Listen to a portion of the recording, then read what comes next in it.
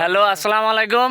আমরা এখন আছি আমাদের গ্রামের প্রাকৃতিক সৌন্দর্য উপভোগ করতে।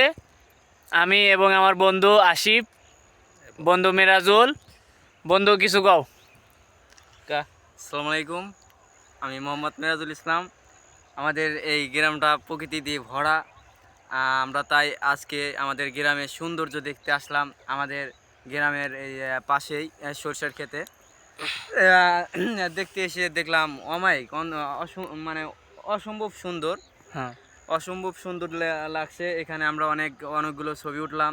ছবি ওঠার পর এগুলো আমরা আমরা ভালোভাবে দেখলাম অনেক। এখানে মৌমাছি মধু নিতে আসছে।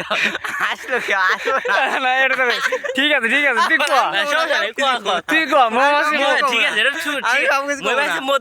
মৌমাছি মধু নিতেছে। এটা তো ঠিকই, তুই আবার হাসিস কে? আচ্ছা, আসিফ কিছু কও। আসিফের অনুভূতিটাও তুই প্রকাশ কর। বিকেলবেলা, পরন্ত বিকেলবেলা আমরা আমাদের দক্ষিণ চড়াতে চলে আসলাম, প্রায় চাঁদপুর চড়ার কাছাকাছি। আমার অনুভূতি আজকে অনেক মনটা অনেক ভালো হয়ে গেল। ছবি উঠতে এসে দেখলাম অনেক সৌন্দর্য। আসলে গ্রামের প্রাকৃতিক সৌন্দর্যটা আসলে অমায়িক, যা কখনো ভাবা অসম্ভব। কারণ এগুলো প্রাকৃতিক সৌন্দর্য গ্রাম ছাড়া সম্ভব না। শহরে কিন্তু এগুলো পাওয়া যায় না। তো আমরা আজকে এখানে আসলাম একটু ছবি উঠাইতে। কিছু ছবি উঠাই আমরা ফেসবুকে আপলোড করব। তো এই আর কি কিছু যে আপনার এদিক যাইতেছি নাকি? আমরা এখন সামনের দিকে যাইতেছি। সামনের দিকে একটু আরো অনেক সরিষার ক্ষেত আছে। এগুলো দেখার জন্য আমরা সামনের দিকে যাইতেছি। দৃশ্যটা ভালোভাবে দেখব এবং কোথায় কোথায় সৌন্দর্য আরো বেশি।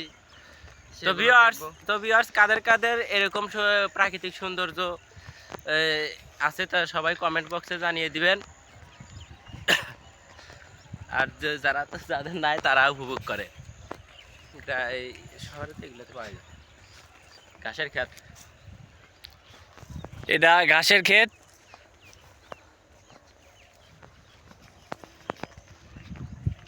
আর যাস না।